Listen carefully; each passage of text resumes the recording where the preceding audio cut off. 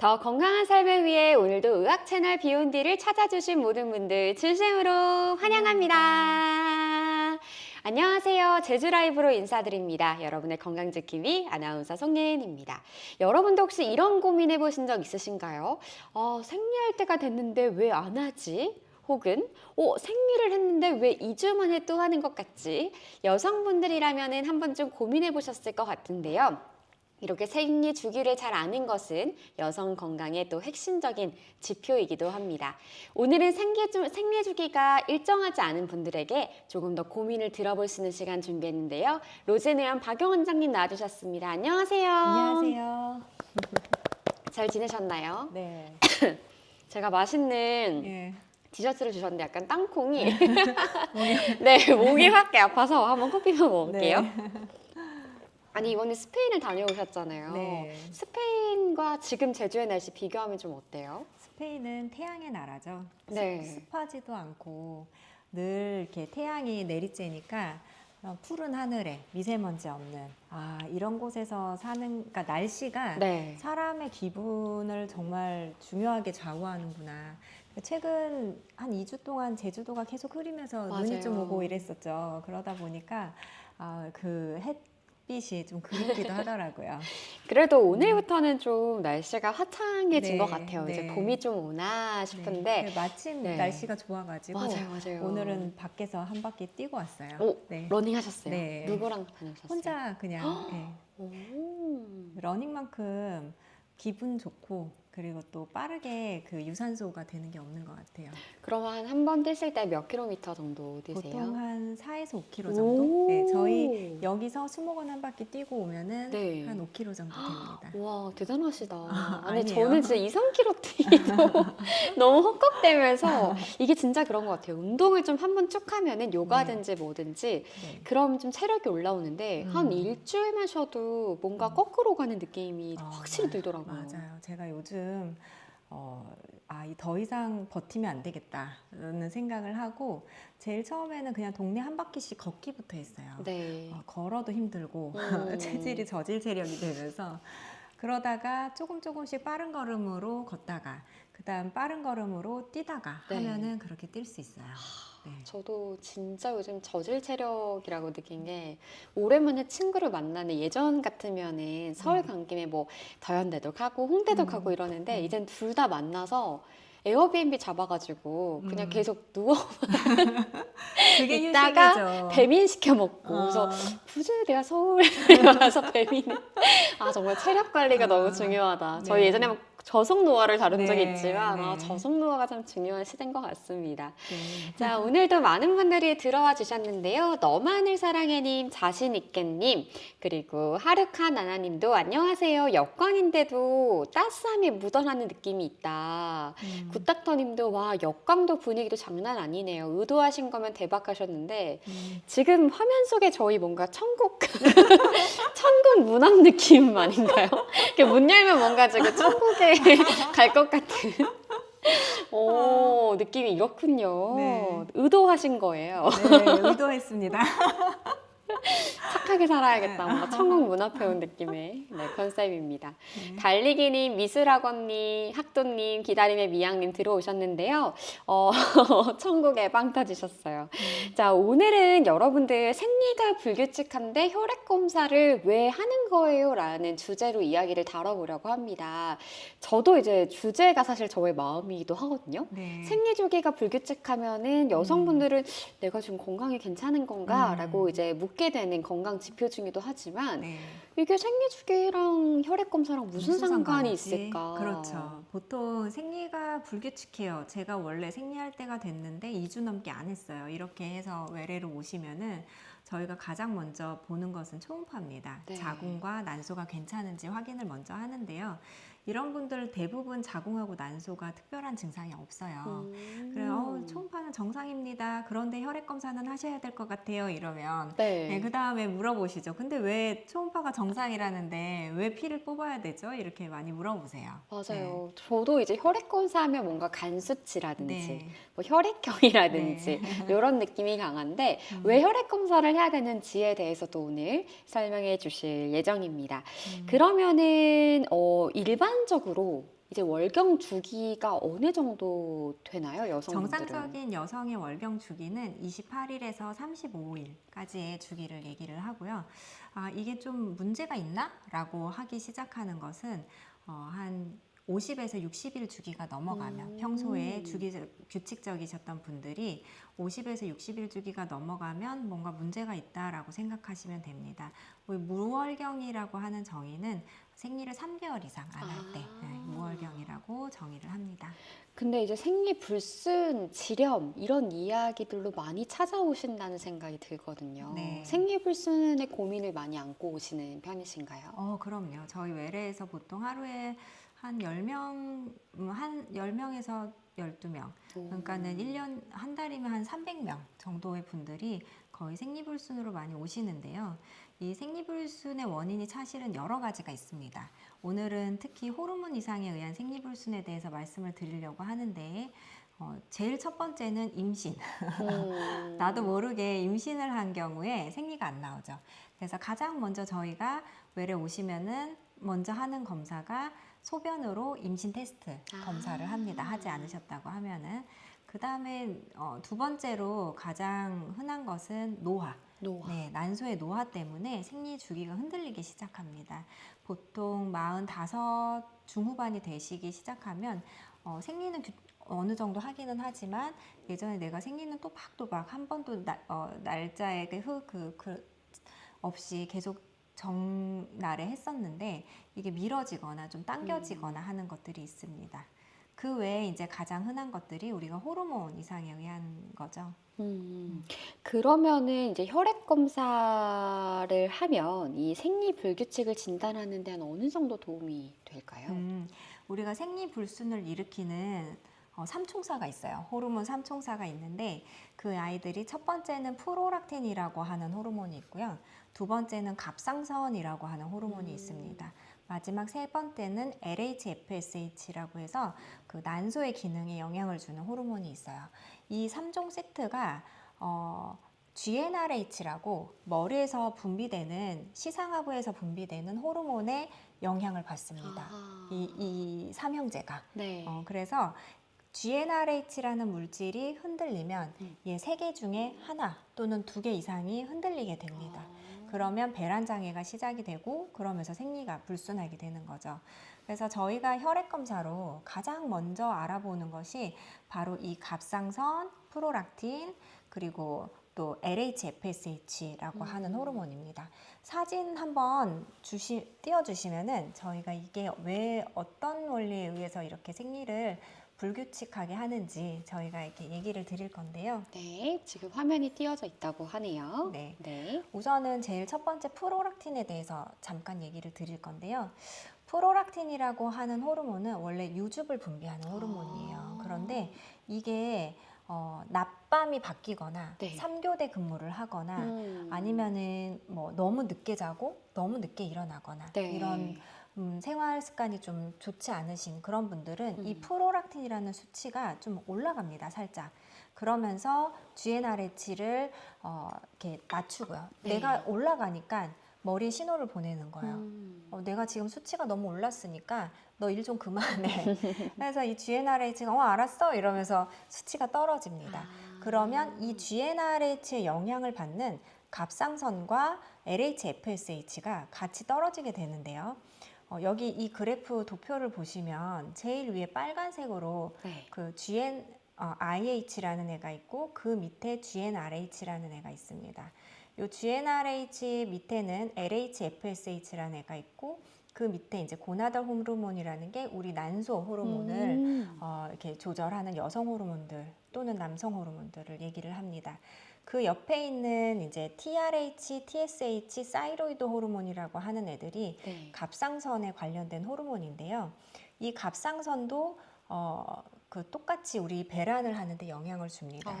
네, 이 이니빈이라는 호르몬이 만약에 분비가 되면 네. 예를 들어서 갑상선 특히 기능 저하증 우리 갑상선 기능 저하증이 약을 먹을 정도로 기능 저하증이라는 병이 생겨서 그럴 수도 있지만 몸이 좀 많이 피곤하거나 체력이 저하되거나 네. 그러면은 실제로 일을 하는 갑상선 호르몬 수치가 좀 떨어져 있는 경우가 있습니다. 그런 경우는 이 아이가 또 GnRH한테 영향을 그 신호를 보내게 됩니다. 그러면서 이 아이들이 또 그 난소에 다시 영향을 주게 되고요. 그다음 옆에 있는 그 CRH와 ACTH, 아드레날 호르몬이라는 것은 옆에 노란색으로 스트레스 이렇게 되어 있죠. 스트레스. 네. 그러니까 우리가 그 부신에서 분비되는 어떤 코티졸이라고 하는 이런 호르몬이 스트레스 호르몬, 대표적인 스트레스 호르몬인데요. 이 스트레스를 딱 받으면은 GnRH가 저하가 됩니다. 그래서 예를 들어서 뭐 굉장히 오랫동안 다이어트를 한다던가 아니면 정말로 내가 너무 스트레스를 받으면 생리가 안 나오는 게 맞아요. 그래서 선생님 이거 혹시 제가 스트레스 때문에 그런가요? 라고 하면 맞습니다 라고 얘기를 할 수 있죠. 그렇군요. 그걸 얘기를 하려면 보통 이런 분들은 LH, FSH 수치도 굉장히 많이 떨어져 있고 여성 호르몬 수치도 많이 떨어져 있습니다.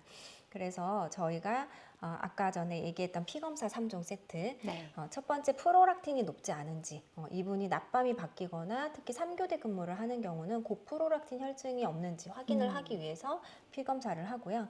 두 번째는 갑상선 기능이 괜찮은지 갑상선 기능 저하증은 없는지 갑상선 기능 항진증은 없는지 이것 때문에 배란 장애가 일어나는 것은 아닌지 확인을 합니다. 마지막으로 이 LH, FSH 수치를 보는데 아까 그 스트레스가 굉장히 크거나 하면 이 LH랑 FSH가 매우 낮고 걔네들이 관장하는 여성 호르몬도 굉장히 낮아집니다. 그래서 이런 거는 없는지에 대해서 먼저 체크를 하게 되죠. 아, 그렇군요. 그럼 이제 혈액 검사의 종류도 크게 이렇게 세 가지일까요? 네. 저도 이제 뭔가 생리 불순하면 가장 먼저 떠오르는 게 스트레스. 네. 예를 들어 제 주변에도 좀 직장 상사가 나를 너무 스트레스 준다거나 네. 아니면 선배님이 너무 스트레스 준다거나 일을 또 네. 스트레스를 많이 받으면 애들이 생리를 안 한다. 네, 맞아요.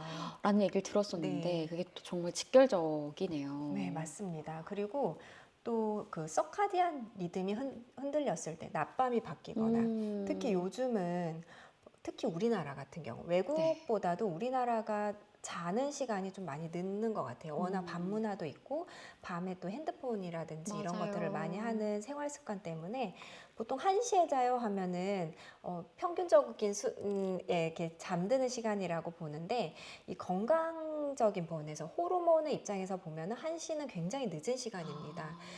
보통 한 10시에서 11시에 잠이 들어야지 네. 우리가 그 멜라토닌이라고 하는 호르몬이 잘 분비가 되고 그러면서 성장 호르몬도 잘 분비가 되고 이런 호르몬들이 잘 때 잘 분비가 돼야지 프로락틴이라든지 갑상선 또는 난소 호르몬 자체가 원활하게 또 분비가 됩니다. 그래서 밤에 잘 자는 거 이게 가장 중요하거든요. 그래서 사실 아까 잠깐 얘기 드린 멜라토닌을 모든 호르몬 중에서도 1등 호르몬이다라고 하는 이유가 수면, 제대로 된 수면이 이 모든 호르몬에 관련된 질병 중에서 가장 첫 번째 치료 방법이라고 보시면 됩니다. 가장 중요한 원인이고요. 그래서 카페인 같은 거를 아예 좀 끊으시고 그다음에 10시에서 11시에 수면을 하고 해가 뜨면 6시에서 7시에 일어나는 시간에 맞춰서 이렇게 생활 습관만 좀 바꾸더라도 생리가 불순한 것들이 많이 좋아질 수 있습니다.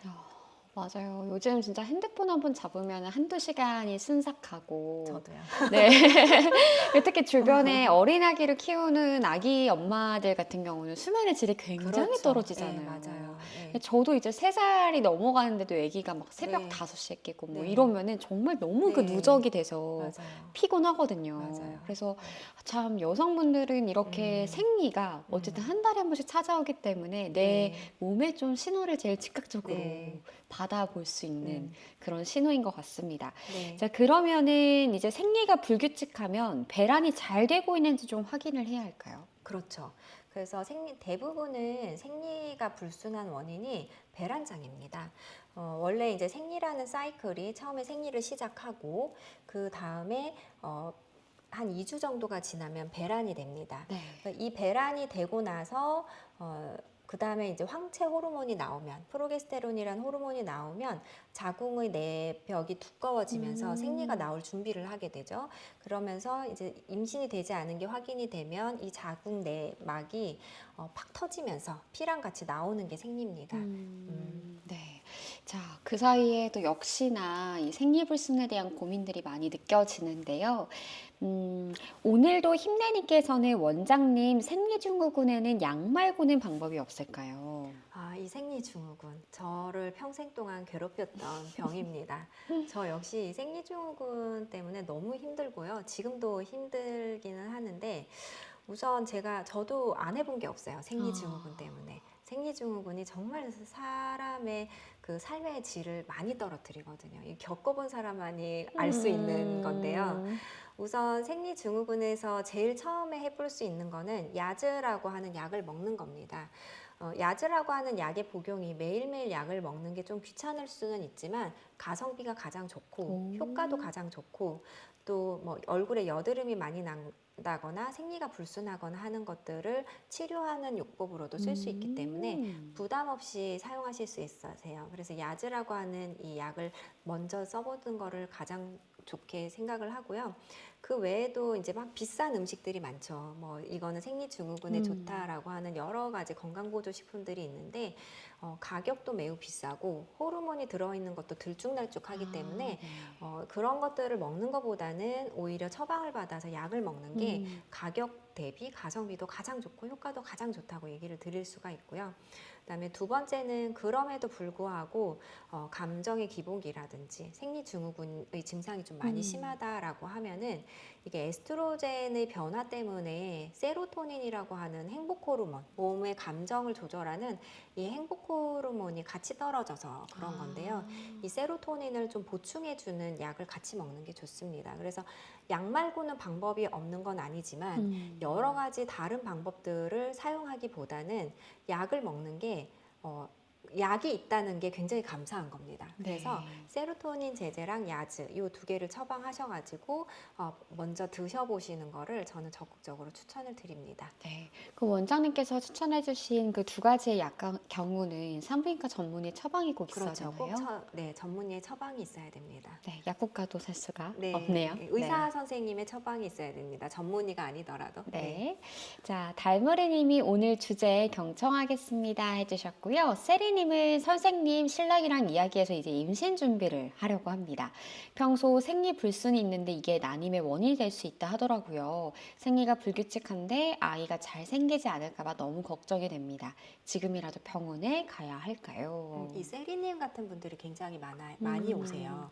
사실 어떤 정말 호르몬의 문제라기보다는 요즘은 초산의 나이가 20대 초산모보다도 30대의 초산이 이미 너무 넘었고 또 35세 이상의 결혼을 하시는 분들도 굉장히 많습니다. 그런데 저희가 사회는 이렇게 나이가 많이 저희 자기 본 나이에서 한 15살, 맞아요. 17살을 17살 빼야 되잖아요. 이게 우리 한 20년 전의 나이라고 하잖아요. 그래서 제 나이가 지금 45이지만 17살을 빼면 나는 지금 한 20살 후반이나 30대 초반의 그런 사회적 지위랑 비슷하다. 네. 사회적으로는 이렇게 이미 이렇게 여러 가지 건강이라든지 이런 게 좋아져서 그렇게 되지만 그 산부인과적으로는 35세를 기준으로 잡습니다. 너무 네, 어려요. 네. 그런데 이게 생물학적으로 네. 왜 그러냐면 몸이 이렇게 좋아지더라도 난소에서 이제 난자가 배출되는데요. 이 난자는 우리가 처음에 태어났을 때 가진 난자가 그대로 사용이 됩니다. 정자는 매일매일 새로 만들어지거든요. 그렇기 때문에 그 사람의 건강 상태만, 몸 상태만 좋다면 건강한 정자가 나이가 들어도 계속 만들어질 수가 있는데 난자는 내가 35살에 임신을 하려 하면 35년 된 난자고요. 그다음 내가 40살에 결혼을 해서 아기를 낳으려고 하면 그게 40년 된 난자입니다. 그렇기 때문에 이 난자의 나이가 35년이 지나기 시작하면 유전적인 변형이 생기면서 여러 가지 이제 다운 증후군이라든지 이런 것들에 대한 리스크도 굉장히 높아지고 35세를 고위험 산모라고 하는 게 우리가 세상을 못 따라가는 게 아니라 생물학적으로는 그런 한계가 좀 있습니다.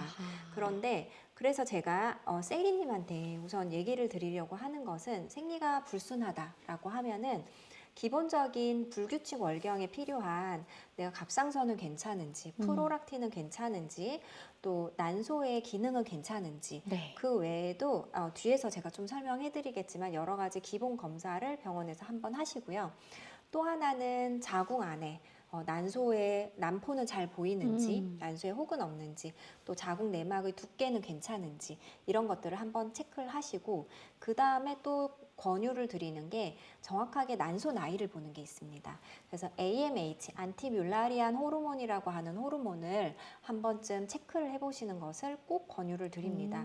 의외로 그 한 번도 그런 거를 이제 체크를 안 해보신 분들 중에 네. 저 같은 경우는 보통 30세 이상의 여성들은 한 번쯤은 AMH를 꼭 해야 된다라고 권유를 드리는 이유가 내 나이보다 실제로 그 난소 나이가 굉장히 나이가 들어버리신 분들이 많습니다. 특히 생리통이 심해서 자궁내막증에 의심이 된다든지 아니면 평소 생활 습관이라든지 낮밤이 바뀌는 생활 주기라든지 네. 이런 경우는 난소 나이가 굉장히 나이가 들어 있어요. 그런 경우는 난임하고도 연결이 많이 될 수 있기 때문에 이런 검사를 한번 해보시는 거를 저는 추천드립니다. 네. 그럼 만약에 이제 이게 생물학적인 거라서 제가 33살이라면 33년간 함께한 남자잖아요. 근데 네. 만약에 검사를 했는데 난소 나이가 뭐 27이다. 그러면 정말 27이라고 네. 생각해도 되는 건가요? 그렇죠. 내 난소의 나이가 지금 내 몸의 나이보다 젊다라고 보시면 되는 겁니다. 그래서 여자분들끼리 제 장난으로 내 난소 나이 배틀을 하는 경우들이 있어요. 제 친구 난 20대야 막 이러는 거예요. 또 그게 정말 그렇구나. 네, 배워갑니다. 네. 자, 귤런박스님께서는 원장님 비만이 생리불순의 원인이 되나요? 이거는 저희가 오늘 말씀드리는 거랑은 조금 다른 영역이긴 합니다. 근데 네. 비만은 절대적으로 생리불순의 원인이 됩니다. 이게 원인이 되는 이유는 우선 비만이 되면 몸 안에 이제 지방세포가 많아지죠. 그러면 이 지방세포에서 여성 호르몬을 많이 분비를 하게 됩니다. 그럼 이 여성 호르몬이 분비가 되면 호르몬 교란이 일어나면서 그 배란 장애가 생기고 그러면서 이렇게 생리불순이 일어나는 것 첫 번째고요. 그다음에 두 번째는 비만을 시키는 그 원인 때문에 생리불순이 생길 가능성도 많습니다.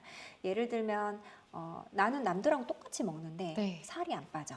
나는 정말 그런 분들이 있어요. 외래 오셨는데 저는 칼로리 제한도 정말 한 1000kcal 하고 아주 생활 습관을 철저하게 지키고 그리고 운동도 2시간씩 하고 와. 그래서 주 5일 하고 PT도 주 2회씩 받으면서 이렇게 하는데 제가 이렇게 한 지 6개월이 지났는데 살이 1kg도 안 빠져요 하시는 분들이 계십니다. 의아스러운데요? 네, 굉장히 고도 비만이신 분들은 그렇게 해도 살이 잘 안 빠지는 경우가 있어요. 그 이유가 첫 번째가 인슐린 저항성 때문에 그렇거든요. 이 인슐린 저항성이라고 하는 것은 내가 원래는 당을 먹으면 인슐린이라는 애가 분비가 돼가지고 이 당을 내 몸 안에 잘 퍼지게 해주는 구멍이 이렇게 벌어져야 됩니다. 그래야지 당이 쏙쏙쏙쏙 들어가가지고 내 뇌에도 영양을 공급해서 뇌도 잘 돌아가게 하고 근육에도 영양을 공급해서 그게 이제 다 소모가 되게 해야 되는데 이 인슐린 저항성이라고 하는 거는 당이 들어가는 구멍이 좁아지는 겁니다. 그래서 인슐린이 아무리 분비가 돼도 이 구멍이 안 넓혀지는 거죠. 그럼 네. 당이 들어갈 데가 없으니까 이 들어가지 못하는 당이 혈관 안에 둥둥둥둥 떠 있게 되는 거예요. 그럼 혈관 안에 둥둥둥 떠 있는 이 당은 우선은 간으로 갑니다. 그러니까 간에서 그 당이 막 글리코겐이라는 애로 저장이 되다가 남으면은 지방이 되죠. 그게 지방간이고요. 또 남은 애는 나머지 복부 지방으로 네. 되게 됩니다. 이렇게 인슐린 저항성이 생기면 아무리 운동을 해도 아무리 칼로리를 절제를 해도 살이 안 빠집니다. 그리고 이 인슐린 저항성이 그래서 제일 첫 번째는 이 인슐린 저항성을 없애는 게 모든 치료의 첫 번째거든요.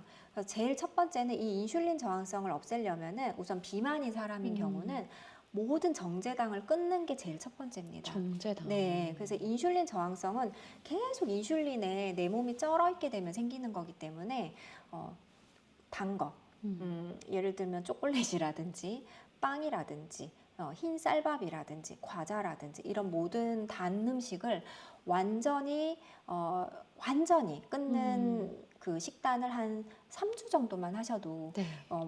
크게 당뇨 전 단계시라면은 이 인슐린 저항성이 많이 회복이 되거든요. 네. 그럼 이 구멍이 커지기 시작하면 그때부터는 당이 안으로 들어가기 시작하기 때문에 살이 빠지기 시작합니다.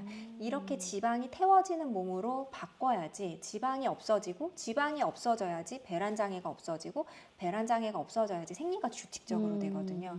그래서 보통 이제 이런 인슐린 저항성 있으신 분들은 남성 호르몬 수치도 같이 높은 그런 다낭성 난소 증후군도 있고 배란장애도 있고 난임으로도 연결이 됩니다. 그래서 굉장히 이렇게 좀 비만이 있으시고 또 운동이나 식이 조절을 했는데 살이 빠지지 않고 하시는 분들은 단순히 생리만 규칙적으로 하기 위해서 뭐 야즈라고 하는 약만 계속 먹기보다는 이 인슐린 저항성을 줄이기 위해서 내가 먹는 걸로도 잘 안 된다라고 하면 메포민이라고 하는 약을 좀 함께 쓰는 것도 도움이 됩니다. 그렇군요. 이게 다 연관이 있네요. 네, 그렇죠. 참 신기하게도. 네. 에스더님은 우리 언니는 58세인데요. 지금도 생리를 한답니다. 이런 경우는 너무 늦게까지 하는 게 안 좋지 않을까요? 저도 53세인데 규칙적으로 생리는 하고 있어요. 요즘 이제 몸 나이가 많이 건강해지셔가지고 이렇게 자연스럽게 58세, 60까지도 생리를 하시는 분들이 계세요. 옛날에 제가 이제 전문의 처음 시작했을 때 그때만 해도 이렇게 60살까지 계속 생리를 하시는 분이 거의 없었거든요. 네. 그런데 요즘 들어서는 이 에스더님처럼 이렇게 오래 생리하는 게 괜찮아요 하고 네. 오시는 분들이 꽤 있으세요. 그런데 이게 많이 나쁘지는 않습니다. 그리고 내가 정상적으로 생리를 한다면 계속 규칙적으로 이렇게 생리를 하시면 되고요. 대신에 생리를 계속 많이 하는 사람들은 난소암의 위험도와 유방암의 위험도가 조금 높아집니다. 그래서 임신을 한 번도 하지 않으신 분들, 예를 들면 뭐 수녀님이라든지 아니면 임신을 하지 않으신 분들은 계속 배란을 하겠죠. 계속 네. 생리를 하기 때문에 유방암이라든지 난소암 위험도가 조금 높아져요. 그래서 1년에 한 번씩 남들 정기검진 할 때처럼 빠지지 네. 마시고 유방암 검진, 난소암 검진 잘 하시면 되고요. 계속 생리를 오랫동안 하는 게 문제가 되진 않습니다. 정기검진이 또 이때 네. 또 중요하게 네. 또 발효되네요. 네. 자, 파란띠님께서 강직성 척추염으로 애언악정, 무코스타 서방정, 조피리 장용정 복용 중입니다. 복용 이후 생리 한 달의 지연, 생리 이후에 지금 2달째 생리 지연 중인데 임신 가능성은 없어요. 그런데 생리가 지연되니 이것도 신경이 쓰입니다. 대학병원을 다니고 있어서 이런 걸로 내원하기도 좀 그렇고 이전에 심플렉스 세이프정을 복용할 때 딱히 생리불순이 없었는데 다음 내원 시 말씀드려야 할 만한 약과 생리불순 관계가 있을까요? 제가 우선은 애언악정이 뭔지 한번 잠깐 찾아보도록 하겠습니다. 네, 파란띠님에 대한 질문을 답변을 위해서 지금 검색해 주시고 계시고요. 오늘 이 시간은 로즈앤리원 박영 원장님과 함께 실시간 생방송으로 진행되고 있습니다. 여러분들 궁금한 점들이 있으시다면 실시간 채팅창을 통해서 남겨주시면 되고요. 네. 네, 애언악정은 그냥 단순한 진통제고요. 무코스타 서방정은 이제 위벽 보호제일 겁니다. 그리고 조피린, 장용정. 조피린 이것도 그냥 진통제네요. 그래서 심플렉스 세이프정 한번 찾아볼게요. 그 약이 생리불순하고 관련된 약은 없습니다. 전부 다 그냥 기본적인 엔세이드, 그러니까는 강직성 척추염이니까 아무래도 여러 가지 통증이나 이런 걸 조절하기 위한 기본적인 엔세이드 계열의 진통제들이거든요. 그래서 이걸 먹었다고 해서 그 생리불순이 생기는 건 아니고요. 이전에 심플렉스 세이프정을 복용했는데 약이 바뀌어서 생리불순이 생긴 건 아닌 것 같습니다. 우선 기본적으로 강직성 척추염 뭐 이런 것들은 염증을 계속 많이 일으키고요.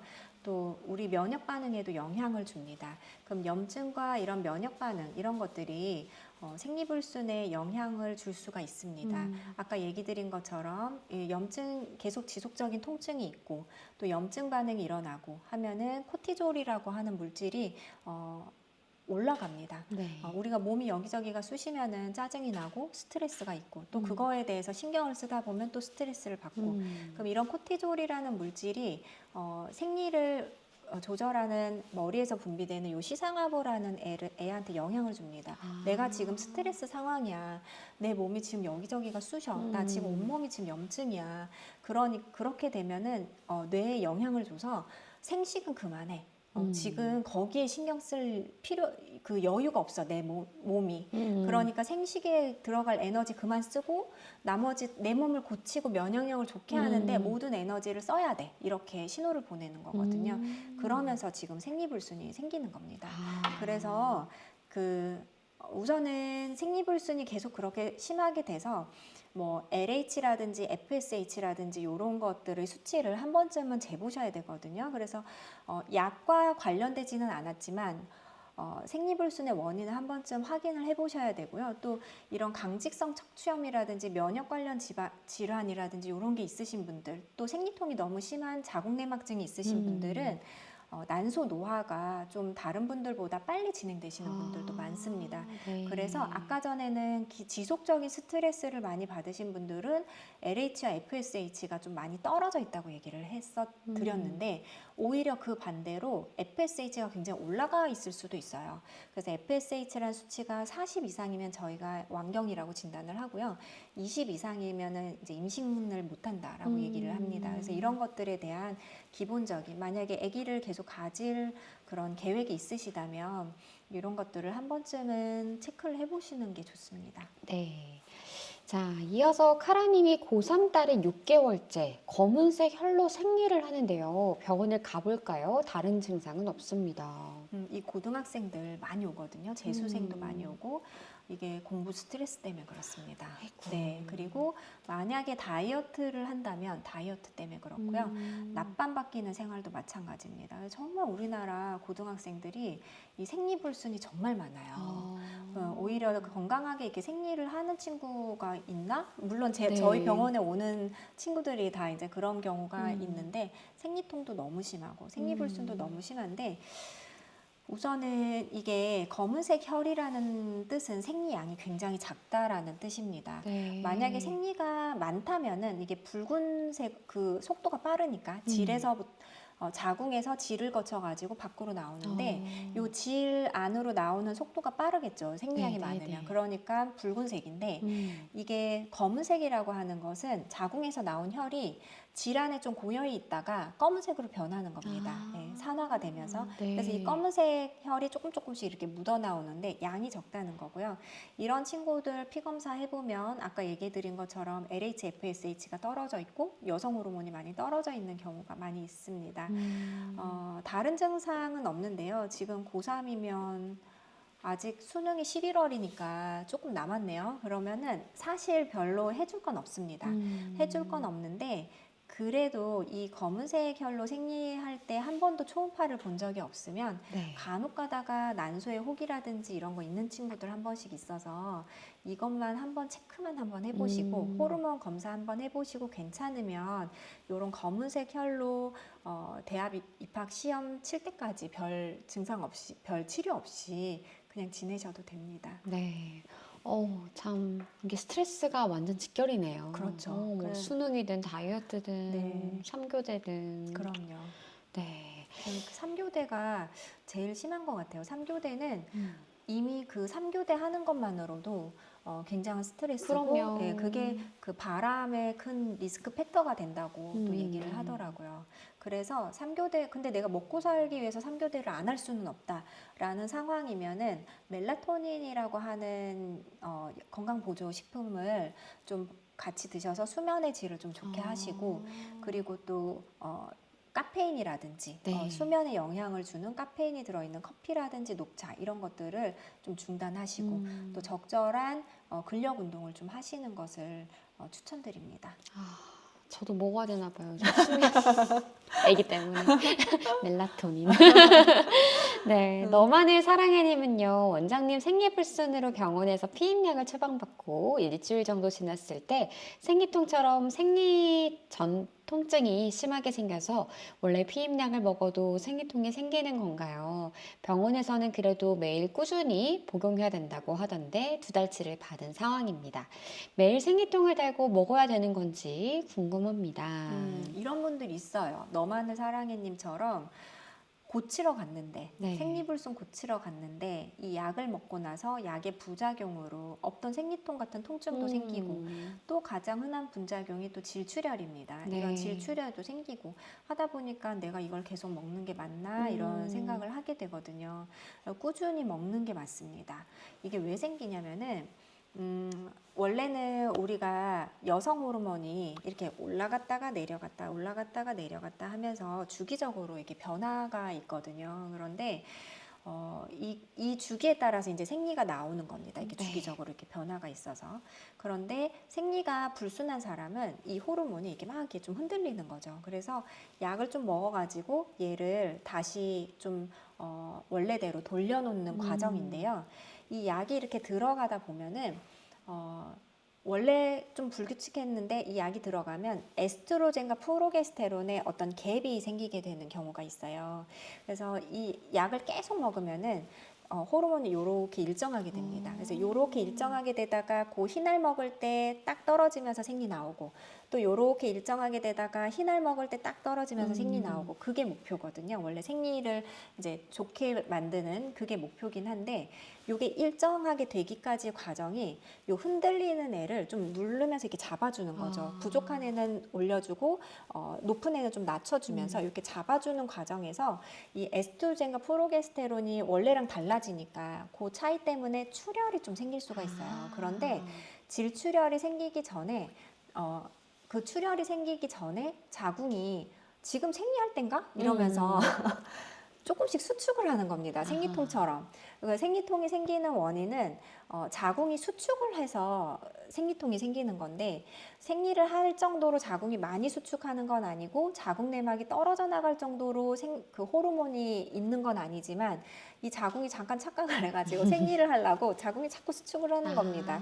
그러면서 이 생리통처럼 약을 먹었더니 계속 더 아프다라고 얘기를 많이 하시거든요.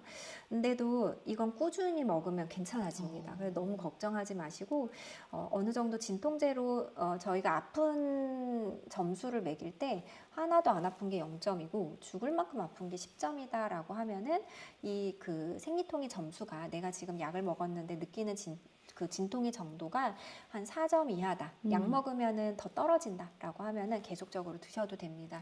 그런데 내가 이 진통의 정도가 못 참을 정도다. 한 8, 9점 이상이다. 약을 먹어도 하나도 안 잡힌다라고 하면은 약 복용을 좀 중단을 하거나 다른 방법을 찾는 방법도 있습니다.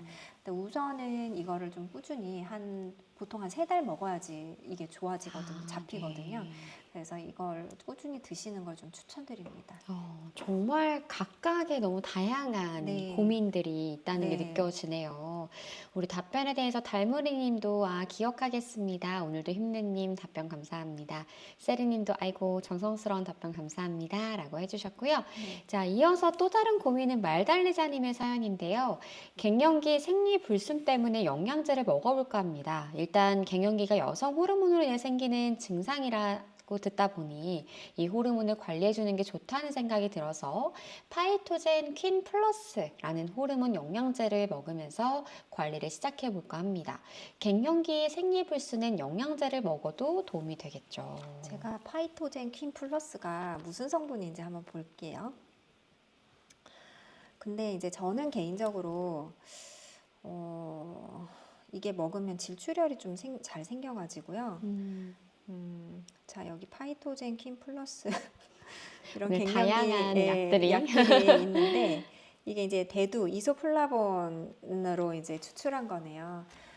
콩에 보면은 대두에 보면은 이소플라본이라고 하는 물질이 있는데 이게 여성 호르몬처럼 작용을 합니다. 네. 그래서 실제로 저도 매일 아침 그 검정콩을 한 이만큼씩 삶아가지고요. 네. 그거를 소분해서 매일 아침 우유 100ml에 그거 한 숟가락 용량으로 해서 한 200에서 300 정도 먹거든요. 그러니까 우유에 콩을 갈아서 매일매일 그걸 먹습니다.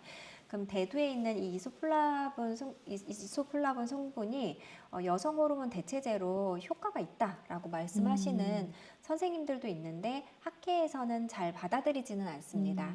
그래서 내가 이제 갱년기로 이렇게 좀 아직까지 생리는 좀 하는데 갱년기 증상도 좀 있고 불면증도 좀 있고 뭔가 건강보조식품을 먹고 싶은데라고 하면은 뭐 이런 거 먹어서 나쁠 건 없을 것 같아요. 근데 가격대도 지금 가격이 13만 원 4천 원이에요. 60캡슐 2달에. 와우. 그러면 굉장히 비싼 거거든요. 비싼 거라서 제 생각에는 우선 이런 걸 드시는 것도 괜찮긴 합니다. 괜찮은데 부작용으로는 이런 것들은 여성 호르몬이 굉장히 일정하게 들어있지 않아요.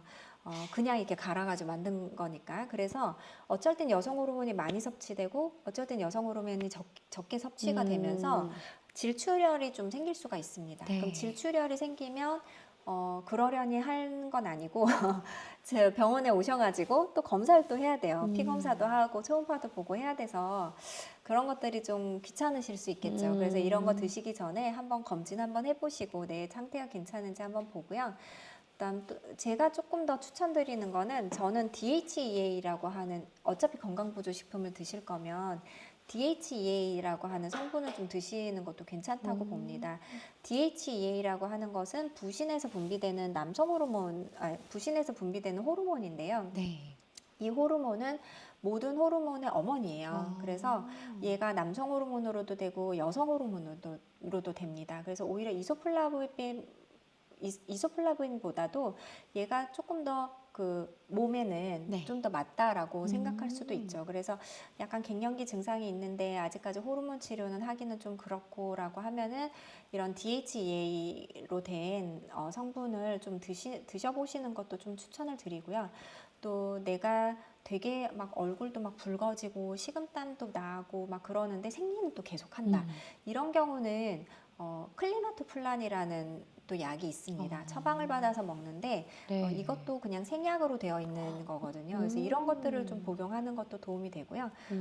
드셔서 크게 나쁠 거는 없을 것 같고 또 오메가3도 꼭 드시고요. 오메가3가 이제 갱년기가 시작이 되면은 중성지방이라든지 LDL이라고 하는 콜레스테롤 수치가 쉽게 높아집니다. 네. 그래서 이런 것들을 좀 같이 잡아줘서 동맥경화도 예방하고 하는 것들이 좋아서 근데 무엇보다도 가장 중요한 거는 이런 건강보조식품들보다도 음식인 것 같아요. 당을 완전히 절제하고 그다음에 야채 그리고 좋은 단백질 드시고요. 너무 육고기는 일주일에 한 4끼 정도 먹는 게 좋다고 하더라고요. 붉은 고기는 네. 그냥 이렇게 닭가슴살이라든지 생선 이런 걸로 단백질을 좀 보충하시고 하는 게 먹는 게 제일 중요하고요. 두 번째는 운동. 운동을 해야지 그 몸에서 좋은 호르몬들이 많이 나와요. 성장 호르몬도 많이 나오고 이 2개를 하고도 난 좀 더 보충을 하고 싶다라고 하시면 이런 거 드시는 걸 해드리고요. 너무 이것만을 믿고 얘만 드시는 거는 그렇게 추천드리진 않습니다. 일상 속에도 변화가 네. 좀 필요하네요. 네. 네. 자, 오늘 계속해서 많은 분들이 질문을 주시고 계십니다. 말씀을 너무 잘하시네요. 답변 너무 감사합니다. 그리고 시선을 강탈하는 댓글이 있는데요. 원장님 젊으신데 폰케이스가 저랑 비슷하네요. 네, 저희 이 받으면 이렇게 되는 폰케이스 있잖아요. 그 이수지 개그맨님께서 이건데 저희 딸들 맨날 놀려요. 맨날 이 폰케이스 들고 다닌다고. 근데 저는 이게 굉장히 편해요. 너무 웃기네요. 우리 보통 엄마 하면 좀 떠오르는 네, 맞아요. 케이스인데 또 편리함이 있죠. 네. 네. 자, 그리고 소소님께서 30대 후반인데요. 생리 주기가 최근 늘어나면서 생리 시작 후 생리혈이 너무 적다가 3, 4일 후에 정상적으로 혈이 나옵니다. 자궁에 혹시 문제가 생긴 걸까요? 이게 보통 흔한 정상적인 반응 중에 하나입니다. 보통 35세부터 난소 노화가 시작이 되고 그러면서 이제 42, 3부터 이제 갱년기 초 증상이 생기다가 47, 8에 갱년기가 좀 피크를 이루고 50이 되면은 완경, 폐경이 되는 것이 일반적인 흐름인데요. 30대 후반이 되면은 난소 노화가 시작이 됩니다. 그러면서 생기는 증상이 대부분 생리 주기가 원래는 제가 30일 주기로 탁탁 맞았습니다라고 하면은 이렇게 40일 또는 50일 주기로 생리가 늘어납니다. 그리고 자궁 내막이 좀 얇아지기 시작하면서 나오는 생리량도 적어지는 거고, 보통은 제가 일주일 정도 생리를 했는데 3, 4일 정도면 끝나요. 하루 이틀이면 끝나요. 양이 너무 적어졌어요. 이렇게 얘기를 합니다. 자궁에 문제가 생겼다기보다는 난소 노화 때문일 가능성이 많고요.